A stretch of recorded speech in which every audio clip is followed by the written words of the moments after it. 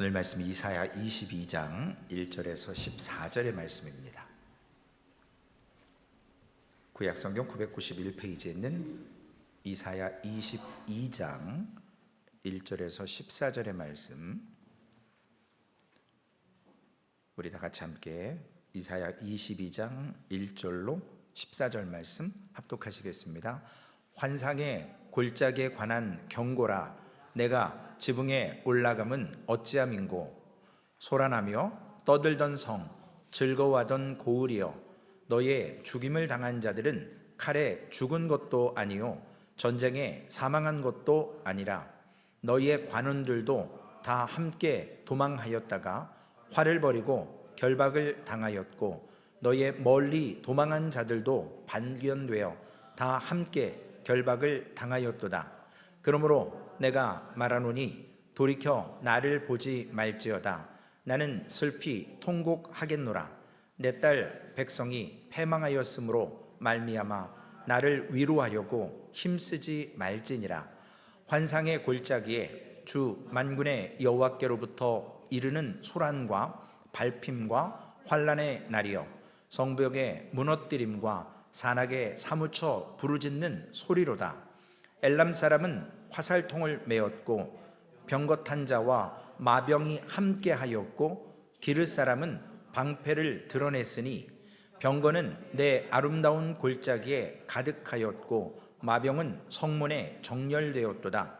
그가 유다에게 덮였던 것을 벗김에 그날에야 내가 숲을 곳간의 병기를 바라보았고, 너희가 다윗성에 무너진 곳이 많은 것도 보며, 너희가 아랫못에 물도 모으며 또 예루살렘의 가옥을 계수하며 그 가옥을 헐어 성벽을 견고하게도 하며, 너희가 또 옛 못에 물을 위하여 두 성벽 사이에 저수지를 만들었느니라.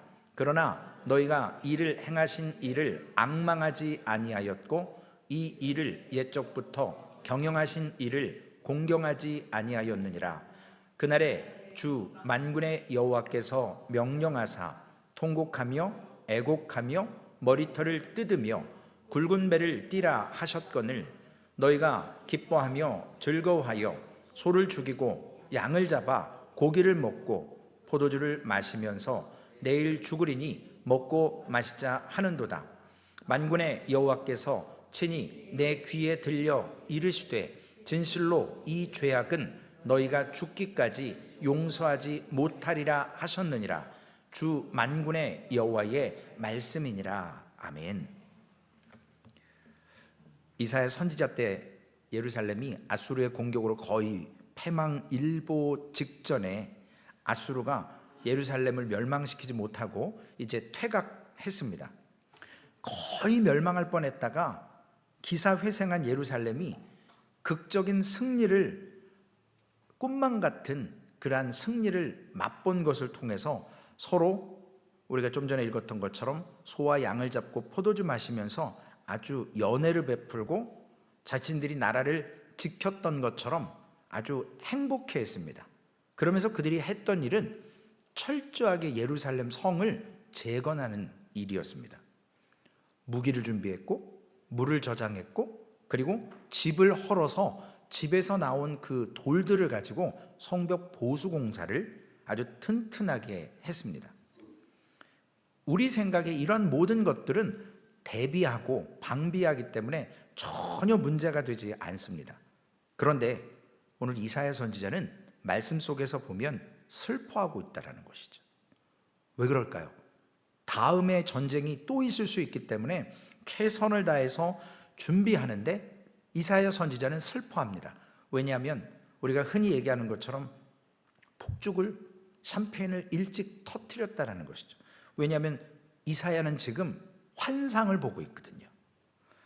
지금 아수르의 퇴각을 통해서 마치 자기들이 잘해서 이긴 것처럼 아주 그 축제의 승리의 기쁨을 맛보는 저들에게 지금 또 다른 전쟁을 방비하고 준비하는 게 우선순위가 아니라, 하나님께서 왜 이 시간을 허락하셨느냐에 주목하지 못하는 이스라엘 백성을 통해서 우리가 오늘 깨달아야 될 것이 있습니다.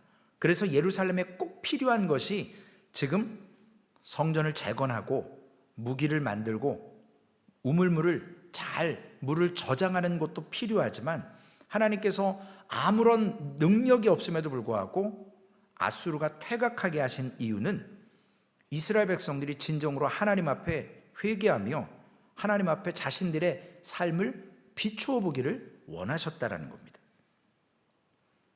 이런 시간을 통해서 하나님 앞에 얼마나 우리가 어떻게 살아왔는지, 우리가 진정으로 신앙적으로 살았는지 돌이켜 볼 수 있는 시간을 허락하셨는데, 이러한 것은 전혀 하지 않고 진정한 회개는 뒷전이고 저들은 지금 기뻐하고 자축하면서 아주 의기양양한 그러한 축제를 벌이고 있습니다.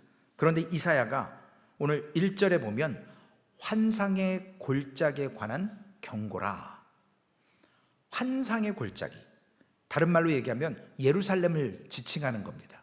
예루살렘이 지금 왜 환상의 골짜기로 불리냐면 두 가지 의미가 있습니다. 첫째는 하나님께서 왜 그 강대국 아수르가 그 예루살렘 성 하나를 왜 못 이겼을까요? 못 이긴 이유는 딱 한 가지거든요. 이 예루살렘은 하나님의 말씀이 유일하게 임하는 곳이었기 때문에 멸망하지 않았던 겁니다. 당시에 그 어디에도 하나님의 말씀이 임하는 곳이 없었습니다. 그런데 이러한 것을 깨닫지 못하고 자신들이 마치 잘 방비해서 아수르가 물러간 양 예루살렘 성민들은, 주민들은 양을 잡고 소를 잡고 포도주 마시면서 지금 아주 엉뚱한 환상에 젖어 있습니다. 두 번째로 왜 환상의 골짜기를 예루살렘이라고 이야기하는가? 당시 예루살렘은 골짜기는 아니었죠. 예루살렘은 성경에 보면 항상 올라간다라는 표현을 합니다. 왜냐하면 고지대가 다른 데보다 높기 때문에 이렇게 잘 보이는 곳에 있습니다. 그럼에도 불구하고 하나님께서 마치 골짜기에 깊이 숨겨져 있는 예루살렘처럼 하나님께서 덮으시고 보호하셔서 그 예루살렘이 환난 가운데 아수르에게 패망하지 않도록 하나님이 지키셨다는 겁니다. 이와 비슷한 내용이 창세기 14장에 보면 아브라함이 당시 역사적으로 보면 첫 번째 중동 전쟁이라고 볼 수 있겠죠. 아브라함이 헤브론의 이 아브라함을 통해서 당시 중동 전쟁이 일어나는데 엘람 왕 그돌라 오멜, 그리고 그가 소돔의 5 들판에 있었던 그 도시국가와 전쟁을 벌이게 됩니다. 거기에서 누가 잡혀가죠? 아브라함의 조카 롯이 잡혀갑니다. 그런데 아브라함은 그 지역에 사는데도 불구하고 아브라함이 있었던 장소는 마므레 숲을 상수리 나무 근처에 있었다라고 성경 창세기 14장 이하에 기록하고 있습니다. 같은 지역에 있어서 전쟁이 일어났는데 아브라함은 아무것도 몰라요. 그런데 14장 13절에 보니까 도망한 자가 와서 아브라함에게 알려서 그제서야 전쟁이 일어난 걸 알게 되고 조카 롯이 잡혀갔다는 소리를 듣습니다. 생각해 보세요. 국가적인 전쟁이 일어났는데 그 자그마한 아브라함의 그 족속들이 모여있는, 가족들이 모여있는 거기에는 하나님께서 꼭 골짜기에 깊이 숨겨놓으신 것처럼 아브라함은 전혀 영향을 받지 않도록 하나님께서 보호하셨다는 것을 알게 됩니다. 그래서 예루살렘은 환상의 골짜기와 깊은 연관이 있습니다. 왜냐하면 당연히 멸망할 수밖에 없다라고 생각했던 그 땅에 하나님의 말씀이 살아있었기 때문에 하나님께서 덮으시고 보호하셨다라는 그러한 의미입니다. 현대에 이러한 곳이 어디 있을까?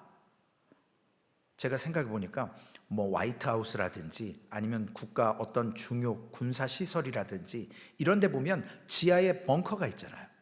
그래서 그 벙커에는 핵전쟁이 일어나거나 건물이 무너져도 그 지하 벙커는 든든하게 서서 그 안에 들어가 있으면 보호를 받게 돼 있습니다. 마치 그런 벙커처럼 예루살렘을 하나님께서 환상의 골짜기로 하나님의 말씀이 임재하기 때문에 보호하셨고, 이러한 깊은 골짜기처럼 하나님께서 덮으셔서 전쟁과 난리의 소용 가운데서도 지켜주셨다라는 것을 보게 됩니다. 단 한 가지 이유, 하나님의 말씀이 살아있는 곳이었기 때문에 하나님이 보호하셨다라는 겁니다. 오늘날 교회도 마찬가지입니다. 교회가 하나님의 말씀을 바로 받고 붙들면 하나님께서는 세상의 그 어떤 상황 가운데서도 그 말씀이 임재하는 곳을 지켜주시리라 우리는 믿음으로 믿습니다. 하나님의 능하신 손, 부처의 손바닥이 엄청나게 크다고 손오공에 나오는데, 하나님이 덮으시면 세상의 환경에 영향받지 않을 수 있도록 하나님께서 이러한 난리와 이 모든 것 가운데 지켜주시는 하나님의 말씀이 임재하는 그러한 소망교회가 될 줄로 믿습니다. 물론 우리는 부족합니다. 우리는 연약합니다. 그러나 확신한 믿음을 가지고 하나님의 말씀을 붙들 때야 우리는 안전할 수 있다는 것이죠. 오늘 그런데 문제는 오늘 이사야 선지자가 예루살렘에 대한 환상을 보는데 1절과 3절의 말씀을 쭉 보면, 내가 지붕에 올라가면 어찌 됨인가? 소란하게 떠드는 성, 즐거워하던 고을, 너의 죽임당한 자들은 칼에 죽은 것도 아니고 전장에 사망한 것도 아니라 너희 관원들도 다 함께 도망하였다가 화를 벌이고 결박을 당하였고 너의 멀리 도망한 자들도 발견되어 다 함께 결박을 당하였도다. 미래에 있을 얘기잖아요. 예루살렘이 나중에 함락될 때 이러한 일들이 있었었죠. 고관이나 왕들이 도망가다가 붙잡혔고요. 그들이 어떤 전쟁에 화살을 맞아 죽은 것이 아니고 그 안에서 저희들이 포위당하고 그 안에서 죽었던 것을 학자들은 그렇게도 얘기합니다. 혹은 전염병이다, 여러 가지 이야기를 합니다. 왜냐, 외부적인 어떤 침략이 있었던 것이 아니고 내부적으로 사람들이 죽어갔었습니다. 오늘 본문을 볼 때 얼마나 좋았으면 소를 잡고 양을 잡고 포도주를 마시며 13절에 보면 자축을 했다고 그랬습니다. 그리고 기뻐했다고 말씀하고 있습니다.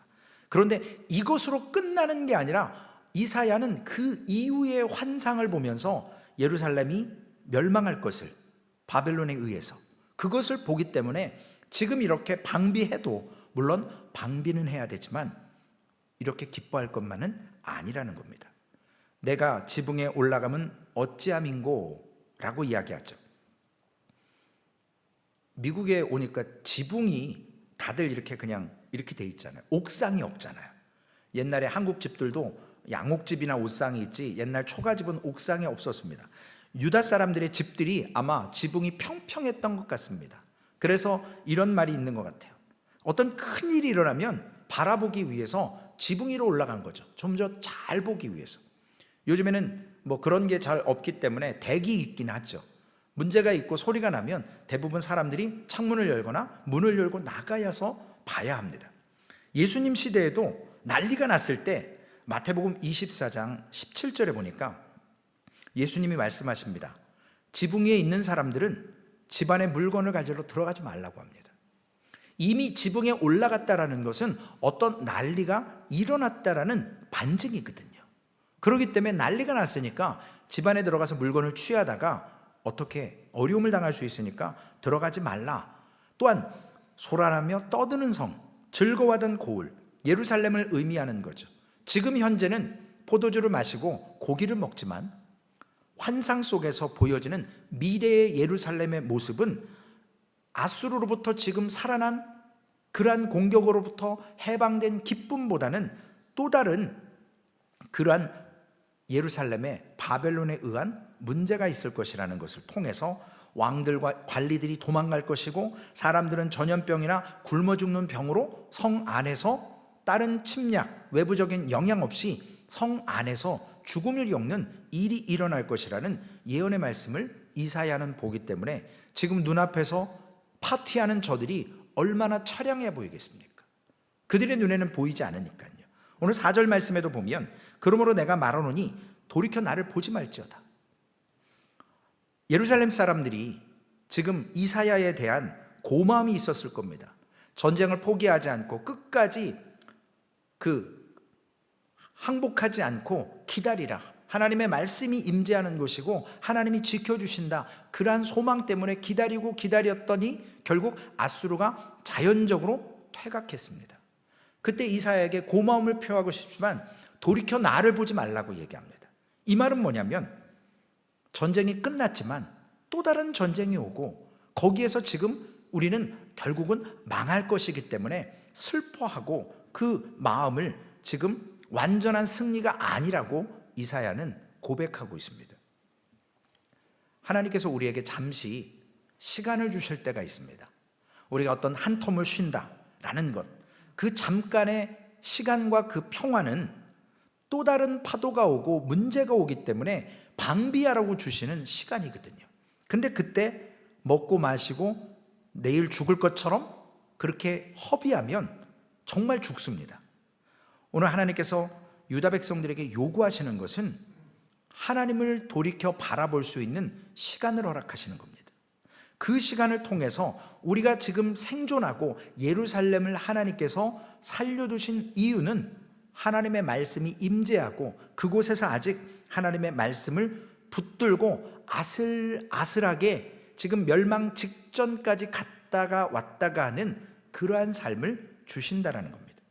이러한 것을 통해서 우리가 이 땅에 살면서 느끼는 두 가지 모습이 있습니다. 첫째, 사람을 보며 세상을 볼 때 만족함이 없다라는 복음 선거가 있지만 우리는 세상에 사실은 너무나도 많은 것을 해보고 싶은 게 있거든요. 너무나도 많은 것. 요즘 청소년들은요, 그 폭력적인 슈링하는 게임, 사람 죽이는 거, 뭐 막 칼 쓰는 거, 저는 안 해봐서 모르는데 그 아이템을 사는데 몇백 불이 든다고 그러더라고요.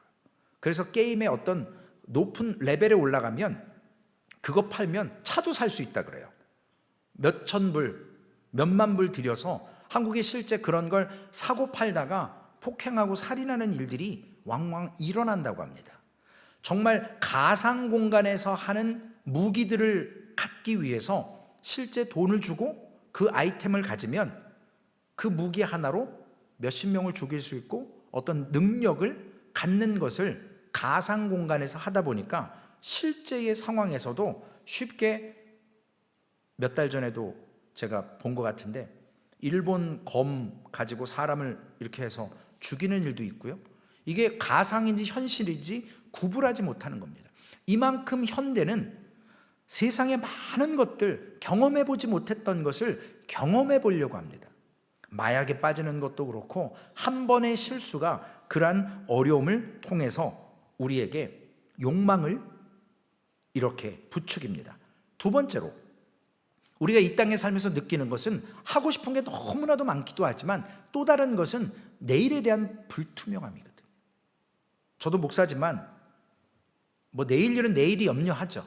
그러나 오늘도 설교하기 직전까지도 하나님, 이 말씀을 통해서 예루살렘에 꼭 필요한 것, 나에게 오늘 꼭 필요한 것이 뭡니까? 물론 하나님을 붙든다라는 건 너무나도 당연한데 우리가 때때로 우리의 시선이 하나님께가 아니라 세상을 향할 때 있고 사람을 주목할 때가 있습니다. 그래서 미래에 대한 이러한 불안한 것, 하나님을 먼저 의지해야 됨에도 불구하고 세상을 의지하고 하나님을 보험으로 의지하는 것. 그러나 하나님은 그런 것 원하지 않잖아요. 두 주인을 섬기는 것을 하나님은 용납하지 않으셨습니다. 오늘 유다 백성들은 이 두 가지를 다 하고 싶은 거예요. 세상에 하고 싶은 거 다 하고 싶고 또한 불안한 것을 방비하면서 또한 그러한 불안함을 없애는 것. 그런데 우리가 신앙생활하다 보면 어떻게 됩니까? 율법의 굴레에 매일 때도 있고 내 마음대로 하고도 싶고, 뭐 금요일날 오늘 같은 날도 많이들 못 나오셨지만 오늘 교회를 갈 거냐, 아니면 내가 하고 싶은 걸 할 거냐, 이런 늘 유혹 가운데 있습니다. 그러므로 인해서 우리가 뭔가 해보고 싶은 것을 하지 못할 때 오는 그러한 모습들을 통해서 하나님은 오늘 우리에게, 유다 사람들에게 요구하셨던 것은 율법 아래서 그들이 만족할 것을 원했습니다. 하나님이 허락하신 부분 안에서. 아담과 하와가 그렇잖아요. 따먹지 말라 그랬으면 안 먹으면 되는데 늘 허락하지 않은 것을 우리 인간은 본능적으로 경험해 보고 싶어 합니다. 그래서 하나님이 주시지 않는 다른 방법을 의지해서 강하게 되거나 누리고 싶어 하는 쾌락을 통해서 결국은 하나님께서 말씀을 주시는 곳, 보호하셨던 그 예루살렘이 결국은 멸망하게 되는 것입니다. 오늘 5절과 7절의 말씀에 보면 이사야는 예루살렘에 대한 환상을 다시 한번 봅니다. 환상의 골짜기, 거기에 소란과 발핌, 혼란의 날이요 성벽의 무너뜨림과 산악에 사무쳐 부르짖는 소리로다. 엘람 사람 또 나오죠. 기르 사람 또 나옵니다. 이방 사람들이요, 멀리 있는 사람들인데 그들이 지금 연합군으로 와서 지금 두 번째거든요. 두 번째 와서 공격을 합니다. 그런데 이 사람들은 아수르의 속국에 의해서 이제 용병으로 투입됐고요, 또한 바벨론의 용병으로 또 오게 되는데, 문제는 두 번 오면요 그 지형을 너무나 잘 알게 돼요. 한번 해봤으니까요.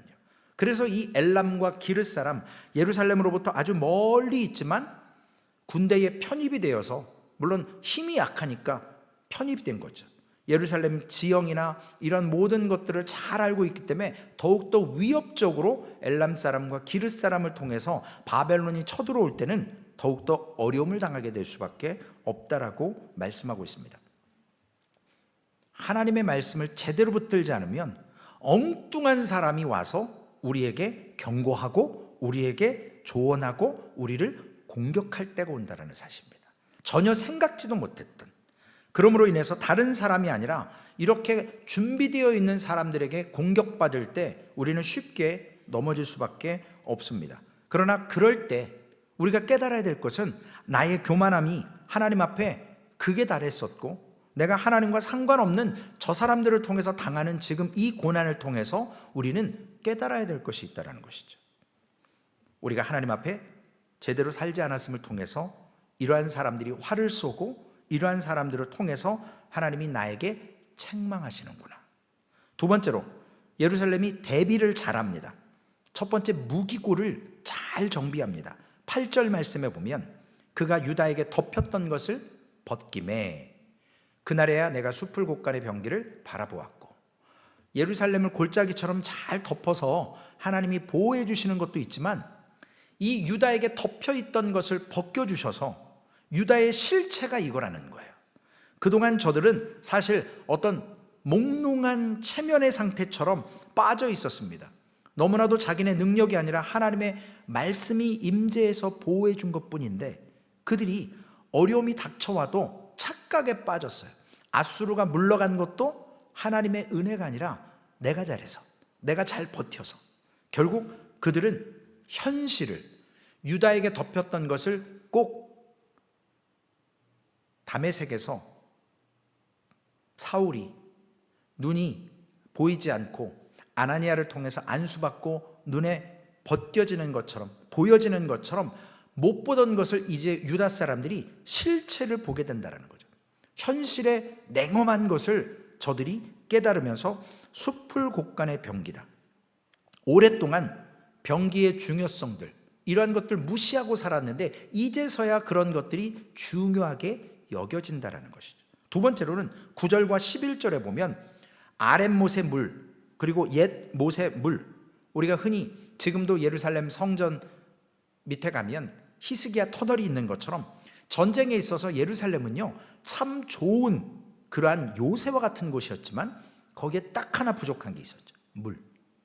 물이 부족했습니다. 그래서 이 물을 저수지를 만들어 놓고 물을 끌어다 놓는 그러한 일들을 하게 됩니다. 9절과 10절에 보면 너희가 다윗성에 무너진 곳이 많은 것도 보며 너희가 아랫못의 물도 모으며, 또 10절에 보면 예루살렘의 가옥을 계수하며 집들의 숫자를 세기 시작합니다. 그래서 꼭 필요한 것 빼고는 나머지는 헐어서 성벽을 재건하는데 재사용을 할 정도로 저들이 성벽을 보수합니다. 예루살렘을 방어하기 위해서 최선을 다하는 거죠. 그런데 가장 중요한 11절 말씀입니다. 그러나 중간부터 읽습니다. 너희가 이를 행하신 일을 앙망하지 아니하였고 이 일을 옛적부터 경영하신 일을 공경하지 아니하였느니라. 세상의 방법과 방비는 다 해놓고요, 정말 먼저 의지하고 찾고 만나야 될 하나님의 경영하심과 하나님을 앙망해야 되는 것은 뒷전이었습니다. 그러니까 꼭 속빈 강정같이 꼭 필요한 것을 먼저 해야 되는데 그걸 놓치고 있는 예루살렘에 꼭 필요한 것이 이것이라는 것입니다. 여러분, 우리의 진정한 부흥이 뭘까요? 늘 말씀드리지만 사람의 숫자는 결코 부흥이 될 수 없습니다. 목사님이나 저나 늘 얘기하지만 성도들이 많이 믿는 사람들이 갑자기 많이 오는 건 그거 꼭 좋아할 일은 아니거든요. 요즘에는 교회가 부흥되는 걸 교회들이 두려워합니다. 왜냐? 이단들이 하도 많기 때문에 이거 교회 분열시키러 오는 거 아니야? 그래서 오랜 동안 성경 공부를 하면서 그 백그라운드 체크업을 하고 그 사람에 대해서 이렇게 합니다. 그러나 이단들도 머리가 있어서요, 기본적으로 2년 3년을 투자를 해요. 믿을 수 있도록. 본 모습을 전혀 내색하지 않고 감추고 생짜처럼 예수 처음 믿는 것처럼 잘 순종하고 3년 동안 철저하게 훈련받지만 그들은 이미 쇠뇌되어 있기 때문에 그 이후 3년 동안 훈련받지만 3년 동안 그들이 보는 것은 누가 연약한지, 누구를 건드리면 넘어질 건지, 누가 핵심인 건지, 이러한 것을 분위기를 파악해서 그때부터 작업을 시작합니다. 진정한 부흥은요, 숫자적인 부흥은 나중 문제고요, 하나님과 나와의 관계가 바르다라는 것이 진정한 부흥이라는 겁니다.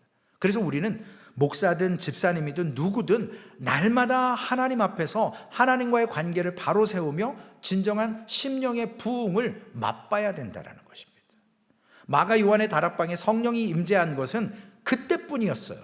물론 기독교 사회에 성령이 역사하신 적이 있지만 우리의 심령에 오늘 그분과 함께하며 바른 시간을 가질 때 오늘 우리는 상황이 어떻든 삶이 어떻든 내가 영적으로 하나님의 진정한 부흥을 맛보고 올바른 관계가 세워지면 우리는 인간적인 방법에 물론 최선을 다해야 될 필요는 있지만 근본적인 기초 위에 세워져서 우리가 세상에 나아가서 쓰임받을 때에도 하나님이 공급하시는 것처럼 함으로 인해서 우리가 쓰임받을 때 거기에서 진정한 소금으로 빛으로의 역할을 감당할 수 있게 됩니다. 하나님을 나의 주로 삼고 말씀을 받으려고 사모할 때 하나님께서는 우리에게 역사하실 줄로 믿습니다. 지금 성벽을 보수하고요, 물을 저장하고, 그리고 또한 저들이 여러 가지 무기를 해놓지만 잃어버린 것은 하나님과의 온전한 관계였다라는 것을 다시 한번 깨닫습니다. 그러므로 인해서 12절 말씀에 보면 그날의 주 만군의 여호와께서 명령하사 통곡하며 애곡하며 머리털을 뜯으며 굵은 배를 띠라 하셨거늘. 아수르의 퇴각으로 인해서 예루살렘에 잠깐의 평안의 시간이 찾아왔습니다. 그들은 그것을 그저 기뻐하며 즐겼습니다. 그러나 하나님은 이때에 통곡하고 애곡하고 머리에 털을 뜯고 굵은 배를 띠라고 하는 그 회개의 시간을 줬음을 예루살렘은 놓치고 있다는 사실입니다. 제가 오늘 아침에 부자와 나사로의 이야기를 읽으면서 그러한 말씀이 생각이 났습니다. 누가복음 16장 19절에서 31절까지 있는데 우리가 천국과 지옥, 어떻게 하면 천국 갈 수 있는가, 어떻게 해야 지옥 가는가, 딱 한 가지더라고요. 말씀 마지막 30절 31절에 보니까 천국과 지옥 가는 유일한 딱 분리되는 모습은 회개하는 거예요. 부자가 나사로를 다시금 살려서 우리 가족들에게 보내서 이 곳에 오지 않도록 해달라고 부탁합니다. 그래서 그들이 회개하리이다. 죽은 나사로를 부활시키면. 그러나 이미 선지자들과 예언자들의 말, 즉 하나님의 말씀, 복음이 있기 때문에 그것이 전해져서 안 믿으면 나사로 가봐야 소용없다라는 거거든요. 이미 나사로는 아브라함의 품에 안겨 있고 부자는 지금 구렁텅이에 빠져서 목마름과 고통 가운데 있으면서 그가 이야기하는 것은 자기 신이 왜 여기 왔는가? 회개하지 않았기 때문에. 성경은 그렇게 얘기합니다. 우리가 지옥 가는 방법은 간단하더라고요. 아무것도 안 하면 그냥 지옥 갑니다. 그냥 우리가 그냥 살다 가면 지옥 가게 돼 있는 것을 성경은 자명한 사실로 말씀합니다. 13절 말씀. 너희가 기뻐하고 즐거워하며 이런 파티를 열고 먹고 마시는 것인데, 이제 이 사람들은요 맨정신이 아니에요. 기쁨에 취해서 하나님의 회개의 시간, 자신과 하나님과의 관계를 돌아보는 시간을 놓쳐버렸으니까 온 집중이 어디 있냐면 해방된 거에 대한 기쁨, 자유함에 대한 기쁨, 그것을 먹고 마시면서 고백합니다. 내일 죽으리니. 오늘 쾌락을 맛보면 내일 죽어도 좋겠다고 하는 것이 인간의 이런 연약한 모습입니다. 한 번 전쟁해봤고 이겨봤으니까 이제 우습다는 거예요. 우리가 익숙함에 교만에 빠지면 안 되거든요. 저도 늘 설교하는 것을 통해서 많이 해봤지만 할 때마다 더 어렵고 익숙함에 젖어들지 않도록 스스로 늘 채찍질하려고 합니다. 우리가 말씀을 들을 때도 마찬가지거든요. 하나님의 말씀, 저거 내가 다 아는 말씀이야, 그런 것이 아니라 그때마다 그 상황마다 하나님께서 나에게 주시는 그 말씀을 통해서 나를 돌아보고 하나님 앞에 믿음으로 서기를 원하는 자들에게 하나님은 꼭 필요한 것으로 삶을 채워 주실 줄로 믿습니다. 14절 말씀. 만군의 여호와께서 친히 내 귀에 들려 이르시되 진실로 이 죄악은 너희가 죽기까지 용서하지 못하리라 하셨느니라. 주 만군의 여호와의 말씀이니라. 하나님을 앙망해야 됨에도 불구하고, 은혜를 베푸셨음에도 불구하고 그러한 모든 것들은 다 당연한 것으로 여기고 내가 잘했기 때문에, 이것을 통해서 그들은 더 이상 가망성이 없고 회개할 의지가 없는 것을 통해서 저들은 죽어도 용서받지 못한다라고 이사야 선지자는 선언하고 있습니다. 언제 조심해야 될까요? 우리가 어떤 어려움이 오면 그때 조심하려고 합니다. 그러나 말씀대로 살지 않고 하나님을 거역함에도 불구하고 큰 어려움이 없을 때 우리는 사실 조심해야 되거든요. 이미 어려움이 왔다는 것은 회개할 시간인 것이고요, 잘 되고 있을 때 오히려 하나님 앞에 더 우리의 모습을 겸비해야 합니다. 이것을 통해서 하나님께서 오늘 예루살렘에 꼭 필요한 것, 아니요, 소망교회에게 꼭 필요한 것은 뭐냐면, 우리가 말씀대로 살지 않는다고 해도, 다 예배 나오신 분이라 뭐라고 말씀드리기는 참 그렇지만, 우리의 매 순간 속에 하나님을 거역해도 일이 잘 되고 넘어가 준다, 그때 우리는 정말로 어려운 때라는 것입니다. 그때를 조심해야 된다라는, 오늘 그 시간이 이 시간일 수도 있습니다. 우리가 그 시간 속에서 하나님 앞에 회개를 촉구하는 시간을 주셨을 때 믿음으로 하나님을 온전히 바라보며 하나님과 나와의 관계를 바로 세워서 우리 소망교회가 정말로 이러한 폭죽을, 샴페인을 일찍 터뜨리는 것이 아니라, 왜 하나님께서 저 강대국 아수르를 그저 물리쳐 주셨을까? 포도주 마시고 고기 먹을 것이 아니라 무기를 정비하고 성벽을, 저수지를 만드는 것도 중요하지만 먼저 왜 이러한 은혜를 주셨는가를 돌이켜보며 하나님 앞에 서서 나의 모습을 돌아보며 우리가 진정으로 조심해야 될 때가 언제인가를 믿음 앞에 고백하며 서시는 귀한 삶이 되시기를 주님의 이름으로 부탁을 드리겠습니다. 기도하시겠습니다. 살아계신 아버지 하나님, 삶 속에서 하나님께서 우리에게 권면하시고 깨닫게 하시는 은혜를 주심에도 불구하고 하나님, 때로는 우리가 눈에 보이는 대로, 아버지 하나님 본성대로 반응할 때가 있습니다. 세상에 누리고 맛보고 싶은 많은 것들이 있습니다. 하나님, 내일에 대한 여러 가지 방비와 대책, 그러한 미래에 대한 두려움이 있습니까? 주님, 그러한 것 이전에 하나님과 나와의 관계가 오늘 바로 섰는가? 하나님께서 아수르의 그 강대국의 손에서 예루살렘이 패망 직전에 하나님께서 살려주신 이유는, 그래도 아직 예루살렘에는 하나님의 말씀이 선포되어지는 곳이었기 때문에 하나님께서 살려주셨습니다. 주님, 소망교회도 하나님의 말씀이 주님의 재림의 때까지 끊임없이 선포되어지게 하시고, 우리는 그 말씀을 붙들고 믿음 앞에서 나와 하나님과의 관계를 늘 점검하며 내게 주신 은혜와 사명을 회복하며 살아갈 수 있도록 주님 인도해 주시옵소서. 무기고를 정비하고 저수지를 만들고 가옥을 헐어서 성벽을 짓는 거 필요합니다. 세상에 살아가면서 필요한 일들입니다. 그러나 그러한 일들을 진행하기 이전에 먼저 하나님과의 관계를 회복시키게 하여 주옵소서. 하나님 앞에 회개함으로 서게 하여 주시옵소서. 그래야만 하나님의 말씀이 오늘도 우리의 마음밭에 새겨지고 그것이 100배, 60배, 30배로 열매 맺을 수 있는 줄로 믿습니다.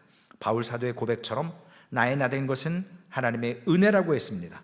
오늘 예루살렘이 잘해서 능력이 있어서 저들이 아수르가 퇴각한 것이 아니고 하나님께서 말씀을 선포하시기 위해서 아직 그 말씀을 붙들고 있는 자들이 있기에 그 예루살렘을 아버지 하나님께서 멸망시키지 않으셨습니다.